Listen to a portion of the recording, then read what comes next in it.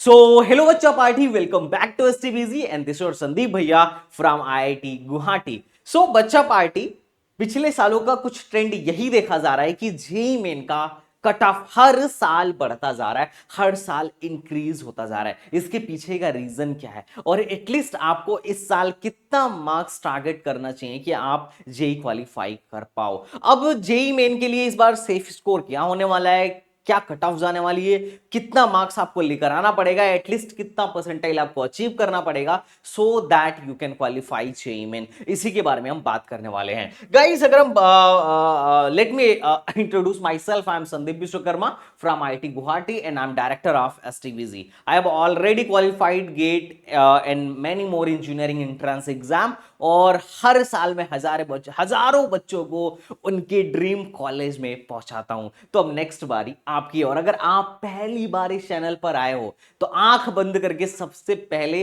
इसको सब्सक्राइब करके bell icon दबा देना है, क्योंकि आपके प्रिपरेशन से लेकर कॉलेज में जाने तक सबसे ज्यादा इंपॉर्टेंट चैनल होने वाला है। अपार्ट फ्रॉम योर स्टडी, ये सेकंड सबसे इसेंशियल टूल होगा आपके लिए।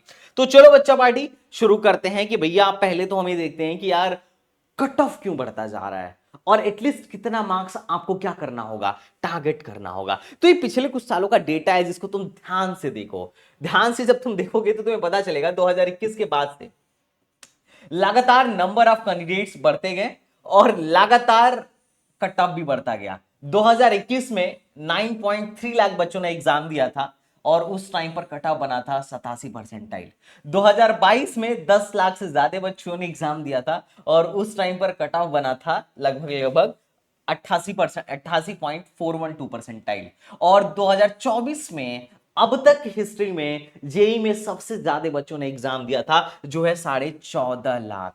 और 14.5 लाख बच्चों के बैठने की वजह से जेई के हिस्ट्री में, क्योंकि देखो 2019 से ही परसेंटाइल का सिस्टम आया, 2018 तक कोई परसेंटाइल का सिस्टम नहीं था। उस टाइम पर सिर्फ क्या होता था, पेन पेपर बेस्ड एग्जाम होता था, और वो पेन पेपर बेस्ड एग्जाम में एक ही एग्जाम है और सीधे सीधे मार्क्स के बिहाफ पर रैंक बनती थी। अब 2019 में सिस्टम का कबाड़ा हुआ, 2 सेशन में पेपर होने लगा, और इस कबाड़ेपन के वजह से फिर परसेंटाइल सिस्टम इंट्रोड्यूस किया गया, जहां पर परसेंटाइल आपके रैंक को डिसाइड करता है, मार्क्स नहीं। मार्क्स से परसेंटाइल डिसाइड होता है और परसेंटाइल से रैंक डिसाइड होता है। इस पर मैं एक डिटेल वीडियो बनाया हूं कि किस तरीके से जो जेई मेन है 100% फेयर कंपटीशन नहीं है। हाँ, जेई एडवांस बिल्कुल फेयर कंपटीशन है, but JEE main fair competition, ये मैं बात पहले भी कहता था। लोगों को थोड़ा सा लोगों ने इस बात पर फोकस तब किया जब पिछले वाले सेशन में एक्चुअल में हुआ।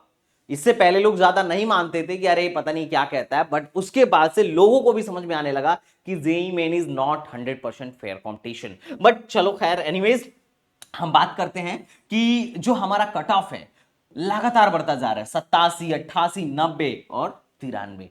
और हो सकता है इस बार के लिए जो एक्सपेक्टेशन है 2025 के लिए, वो एक्सपेक्टेशन ये है कि 15 से 16 लाख बच्चे भी एग्जाम दे सकते हैं। हो सकता है इतने बैठ जाए, और अगर इतने बैठेंगे तो तुम्हारा 94.5 प्लस तक या 94 प्लस तक आराम से कट ऑफ जा सकती है, आराम से कट ऑफ जा सकती है। मतलब 93 से 94 होने में भी ज्यादा टाइम नहीं लगेगा। तो ये बात तुम सोचो कि मतलब कट ऑफ लगातार बढ़ता जा रहा है, इसका जो मेन रीजन है ये बढ़ती हुई जनता है, क्योंकि जनता हर साल बढ़ती जा रही है। और वैसे भी जब भी 11 लाख, 11.5 लाख से जब भी लगभग 11 लाख से जब भी ज्यादा जनता हुई, तब कट ऑफ 90 प्लस था। हाँ, इसमें 2019 में पहली बार परसेंटाइल सिस्टम आई थी, उस टाइम पर 89.75, ये भी लगभग करीब ही है 90 के। तो 90 के आसपास ही हर बार कट ऑफ रहा करता था जब भी 11 लाख बच्चे बैठते थे। पर लास्ट टाइम रिकॉर्ड टूट गया, 14.5 लाख बच्चों ने एग्जाम दिया और 93 परसेंटाइल कट ऑफ गया। अब ये तुम देख सकते हो अपने कैटेगरी के हिसाब से कि कट ऑफ लगातार बढ़ता जा रहा है। और मैं बार बार बोलता हूं कि देखो, अगर हम बात करें कि 93 परसेंटाइल लाने के लिए एटलीस्ट कितना मार्क्स लेके आना पड़ेगा, तो मैं तुम्हें लास्ट ईयर के डेटा के हिसाब से पहले एक बार बता दूं कि कितना मार्क्स लेकर आना पड़ेगा। ये डिपेंड करेगा कि तुम कौन से शिफ्ट में हो। शिफ्ट वाइज मार्क्स बैरी करेगा। अब मैं तुम्हें लास्ट ईयर का एक डेटा दिखाता हूं। ये फर्स्ट सेशन 1 का डेटा है, सेशन 2 का नहीं, सेशन 1 का डेटा देखो, क्योंकि इसमें काफी ज्यादा वेरिएशन था। अब देखो, मैं बोलता हूं ना कि जेईई मेन 100% फेयर नहीं है। ये इस डेटा से तुम्हें 100% पता चल जाएगा क्यों फेयर नहीं है। और इसी से मैं एग्जैक्ट मार्क्स भी नहीं बता सकता कि यार तुम 100 नंबर लेके आ जाओ तो क्लियर कर लो, सेफ जोन में आ जाओगे, या फिर 120 नंबर लेके आ जाओ तो सेफ जोन में आ जाओगे। क्योंकि रीजन क्या है कि लास्ट ईयर जो हुआ था उसके बारे में थोड़ा सा सुनना। लास्ट ईयर 27 जनवरी के शिफ्ट 1 से लेके 1 फरवरी तक एग्जाम हुआ था। इतने शिफ्ट में तुम्हारा एग्जाम हुआ था। अब हुआ क्या था कि तुम्हारा जो कंपटीशन हो पाता है, जो फेयर कंपटीशन हो पाता है, वो सिर्फ तुम्हारे शिफ्ट के बच्चों के साथ ही हो पाता है। अब तुम्हारे शिफ्ट के बच्चों के साथ जो कंपटीशन होगा उसी में मार्क्स, मान लो तुम्हारा जो सबसे ज्यादा मार्क्स गेन करेगा उसको 100 परसेंटाइल दे दिया जाएगा। तो ये तो तय है कि हर शिफ्ट में एक एक बच्चा मिनिमम 100 परसेंटाइल वाला होगा, जिसको क्या जिसका मार्क्स क्या होंगे, सबसे ज्यादा होंगे। और अगर मार्क्स कई लोगों के इक्वल हैं तो उन सबको 100 परसेंटाइल देना पड़ेगा। बात समझना थोड़ा सा। और उसी के बिहाफ पे क्या होने वाला है, तुम्हारा परसेंटाइल डिसाइड होने वाला है। सिंपल बात है। अगर मान लो इस शिफ्ट का बच्चा 27 जनवरी शिफ्ट 2 का बच्चा सपोज दैट 200 मार्क्स लेके आता है, हाईएस्ट वाला बच्चा, तो उसको 100 परसेंटाइल दे दिया जाएगा। और मान लेते हैं 27 जनवरी शिफ्ट 1 का बच्चा 300 में से 260 नंबर लेके आता है, तो उसको भी 100 परसेंटाइल दे दिया जाएगा। तो इनके थियरी के हिसाब से इस टॉपर की रैंक और इस टॉपर की रैंक सेम ही होगी। रैंक बनाते टाइम बस ये लोग ये देख लेंगे कि फिजिक्स में मैथ में पहले किसका ज्यादा था, मैथ मैच कर गया तो फिर देखेंगे फिजिक्स में किसका ज्यादा था। मतलब इनका रैंक आसपास में ही होगा। मतलब दोनों को ये लोग, मतलब सोचो 200 नंबर वाले को और 260 नंबर वाले को इन्होंने 100 परसेंटाइल दे दिया, इनको एक कैटेगरी में रख दिया। बात समझ रहे हो, इसीलिए फेयर कंपटीशन नहीं है। अब मैं मार्क्स एग्जैक्टली तुम्हें इसलिए नहीं बताऊंगा क्योंकि धोखा हो सकता है। क्यों? क्योंकि देखो लास्ट ईयर जो 27 जनवरी का शिफ्ट था उसमें सबसे ज्यादा टॉपर बैठे थे, 8 टॉपर बैठे थे। और समझ लो जिसके भी शिफ्ट में सबसे ज्यादा टॉपर बैठेंगे उसकी किस्मत समझ लो फूटी फूटी है। और 27 जनवरी शिफ्ट 1 वालों की किस्मत फूट गई थी। इसमें जिन लोगों को भी 93 परसेंटाइल प्लस लेके आने थे, 93 परसेंटाइल लेके आने के लिए इस शिफ्ट के बच्चों को 93 परसेंटाइल लेकर आने के लिए 155 नंबर से ज्यादा लेके आना पड़ा था। मतलब 155 के नीचे इसमें 93 परसेंटाइल लगभग लगभग नहीं बना था। और वही जो सबसे आसान शिफ्ट था, ऐसा नहीं था कि पेपर बहुत, इसमें पेपर बहुत आसान आ गया था और इसमें पेपर बहुत टफ आ गया था, ऐसा कुछ नहीं था। इसमें सिर्फ टॉपर ही नहीं थे, एक मतलब एक टॉपर तो बनाना ही पड़ेगा हर शिफ्ट में, क्योंकि सबसे ज्यादा मार्क्स जिसका आएगा उसी के बिहाफ पे नीचे वालों को परसेंटाइल दिया जाएगा। बात समझ रहे हो, ये रिलेटिव चीज है। तो एक ही टॉपर था, अब एक टॉपर था इस शिफ्ट में, अब एक टॉपर था इस शिफ्ट में। अब उससे फिर इस वजह से हुआ क्या, इसमें जो सब 93 परसेंटाइल लेके आने के लिए जो मार्क्स बना था वो मात्र 92 मार्क्स बना था। मतलब जो लोग 92, 93, 95 मार्क्स लेके आए थे उनकी 93 परसेंटाइल बन गई थी। अब तुम बताओ मैं तुम्हें क्या मार्क्स बताऊं? मैं तुम्हें 100 भी नहीं बोल सकता, मैं तुम्हें 150 भी नहीं बोल सकता, क्योंकि ये डिपेंड करेगा, देखो तुम्हारे शिफ्ट पे डिपेंड करेगा कि तुम्हारे पेपर का लेवल कैसा है, तुम्हारे पेपर का लेवल कैसा है। और दूसरी बात, तुम्हारी किस्मत में कौन लोग बैठने वाले हैं। वो कहीं ऐसा तो नहीं है कि तुम्हारे शिफ्ट में सबसे ज्यादा टॉपर बैठने वाले हैं, क्योंकि अगर तुम्हारे शिफ्ट में सबसे ज्यादा टॉपर बैठेंगे तो उस केस में ऐसा हो सकता है कि सेम परसेंटाइल अचीव करने के लिए तुम्हें बहुत ज्यादा नंबर लेके आना पड़े। और अगर तुम्हारे शिफ्ट में सबसे लुल्ल लोग बैठ जाएं तो हो सकता है कि तुम बहुत कम मार्क्स पे भी बहुत अच्छा परसेंटाइल पा जाओ।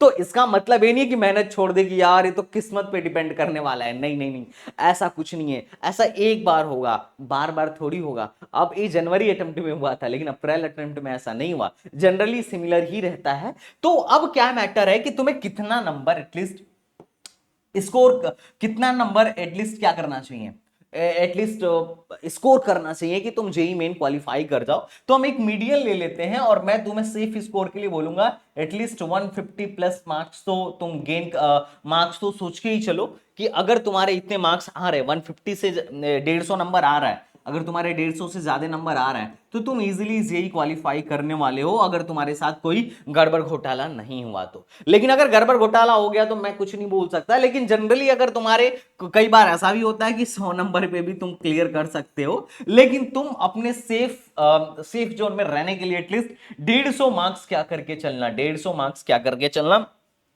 अज्यूम करके चलना। अब इस साल एक्सपेक्टेड जो है लगभग 15 मार्क्स के आसपास, मतलब 15 लाख के आसपास लोग एक्सपेक्टेड है। हो सकता है 16 लाख भी हो जाए, हो सकता है 14.5 या 14 लाख भी हो जाए, लेकिन हम मान के चलते हैं कि 14-15 लाख इस बार लोग बैठने वाले हैं और तुम्हारा 94 परसेंटाइल के आसपास कट ऑफ जाने वाला है। तो कम से कम 150 मार्क्स तो तुम एज्यूम ही कर लो। उससे कम में तो मतलब बहुत हद तक नहीं बोल पाऊंगा कि तुम सेफ जोन में रहोगे। मिनिमम 150 मार्क्स, हाँ अगर कोई किस्मत का बहुत बली रहा तो हो सकता है 100 मार्क्स पे भी कट ऑफ क्लियर कर ले, लेकिन minimum 150 marks for general category, और उसी हिसाब से बाकी कैटेगरी वाले भी अपना रिलेटिवली कैलकुलेट कर लें कि एटलीस्ट कितना मार्क्स लेके आना होगा। अच्छा, ये 150 मार्क्स लेकर आने का मतलब ये नहीं है कि तुम्हें इसमें एनआईटी मिल जाएगा, नहीं नहीं नहीं भैया। इस बच्चे को जिसने 155 प्लस लाके 93 पॉइंट समथिंग परसेंटाइल अचीव किया होगा, इसको कोई भी एनआईटी नहीं मिला होगा अगर वो नॉर्थ ईस्ट का या किसी स्पेशल कैटेगरी का नहीं है। तो जनरल कैटेगरी के हिसाब से तो नहीं मिलने वाला है, ओबीसी कैटेगरी के हिसाब से भी कोई एनआईटी नहीं मिलने वाली है, ईडब्ल्यूएस के हिसाब से भी कोई एनआईटी नहीं मिलने वाली है। एक कट ऑफ क्लियर कर लेने से एनआईटी नहीं मिलने वाली है। मिनिमम 200 प्लस मार्क्स एटलीस्ट तुम्हें क्या करना पड़ेगा, अचीव करना पड़ेगा 300 में से, so that you can get NIT. अब तुम बोलोगे भैया ऐसा हो क्यों रहा है, क्योंकि देखो बात सही है, मेरे टाइम में भी अगर किसी के 200 प्लस मार्क्स आते थे, हम लोग के टाइम पे 360 नंबर का पेपर होता था। तो 360 नंबर के पेपर में ऐसा रहता था कि टोटल 90 सवाल आते थे हम लोग में, और 360 नंबर के पेपर में ऐसा रहता था कि अगर कोई 150 नंबर लेके आता था तो ठीक ठाक एनआईटीज में मैकेनिकल जैसी ब्रांचेस मिल जाती थी, और अगर कोई 200 नंबर प्लस लेके आता था तो ठीक ठाक एनआईटीज में सीएससी भी आराम से मिल जाता था। पर अभी ऐसा क्यों हो रहा है, अभी ऐसा इसलिए हो रहा है कि पहले तो पेपर का लेवल डाउन हो रहा है, पहला चीज, और दूसरा जो सबसे इंपॉर्टेंट है, ये जनता लगातार बढ़ती जा रही है, और तीसरी ये भी बात है कि बहुत सारे बच्चे काफी ज्यादा फोकस्ड हो चुके हैं। चौथा ये है कि पहले बहुत सारी जनता गांव में हुआ करती थी, उनके पास संसाधन नहीं थे, अब ऐसा नहीं है। अब भैया ऑनलाइन एजुकेशन हर घर में पहुंच गया है, जिसे पढ़ना है वो पढ़ सकता है, जिसे फोड़ना है वो फोड़ सकता है। अब ऐसा जरूरी नहीं है कि बच्चा कोटा जाके ही फोड़ेगा, अब बच्चे भी बैठे बच्चे भी फोड़ रहे हैं। मैं जब आईआईटी गुवाहाटी में गया था तो वहां बहुत सारे बच्चों से पूछा, फर्स्ट ईयर वालों से, तो उसमें एक दो मुझे कोटा के मिले, लेकिन बहुत सारे बच्चे ऐसे मिले जो कह रहे थे अरे मैंने तो लोकल कोचिंग से तैयारी करी थी, मैंने तो ऑनलाइन ही ले लिया था, मैंने तो यहां से ले लिया था, और आईआईटी गुवाहाटी टॉप के आईआईटीज में से एक है। तो मतलब लोकल कोचिंग या फिर ऑनलाइन कोचिंगों से पढ़ के भी बच्चे टॉप के इंस्टीट्यूशंस में पहुंच रहे हैं। ये जरूरी नहीं है कि बच्चा कोटा जाके ये फोड़ेगा, पैसे वाले का ही बच्चा फोड़ेगा, ये बिल्कुल भी जरूरी नहीं है। तो भैया तैयार हो जाओ। और एक चीज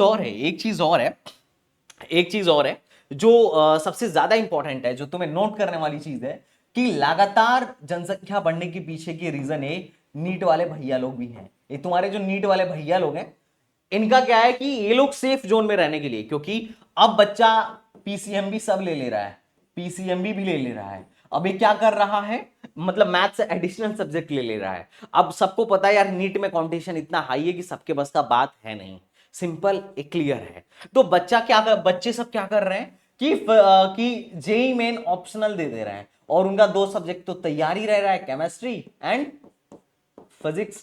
आप केमिस्ट्री और फिजिक्स में उनकी कमांड रह रही है, अच्छा स्कोर कर ले रहे हैं। अब इनके वजह से और ज्यादा कंपटीशन बढ़ जा रहा है, नंबर ऑफ एप्लीकेंट्स भी बढ़ जा रहे हैं, तो भैया नीट वाले भी कभी कभी हाथ पैर मार ले रहे हैं। तो ये भी एक रीजन है। और इंजीनियरिंग के पीछे मतलब 12th करने के बाद बच्चे को दो ही ऑप्शन दिखता है, या तो मेडिकल या तो इंजीनियरिंग। अब मेडिकल इतना टफ हो गया है कि सबके बस का बात है नहीं, और इंजीनियरिंग इतना इजी है कि भैया बच्चे को एक बात पता है कि अगर कोई भी इंजीनियरिंग के लिए जेई दे रहा है तो उसका एडमिशन तो पक्का है आराम से। हाँ, आईआईटी में पक्का है नहीं, एनआईटी में पक्का है नहीं, लेकिन 3 से 4 हजार इंजीनियरिंग कॉलेज हैं अपने इंडिया में जहां पर एडमिशन इजीली हो जाता है। बहुत सारे प्राइवेट कॉलेज, बहुत सारे गवर्नमेंट कॉलेज, यूपी में कॉलेज है बीआईटी झांसी, यूपी के टॉप 3 कॉलेजों में से एक आता है जो AKTU यूनिवर्सिटी है उसके टॉप 3 कॉलेजों में से एक है, और वहां पर इस बार हमने एडमिशन कराया है 9.5 लाख रैंक पर। अब तुम बताओ 9.5 लाख रैंक पर एडमिशन हो रहा है, अरे 12-12 लाख रैंक वालों का एडमिशन हो जा रहा है, जो ऐसे एग्जाम देके आ जा रहे हैं उनका भी एडमिशन हो जा रहा है। तो बच्चों के बाद अकल में ये चीज आ गई है कि इंजीनियरिंग बहुत ईजी ऑप्शन है,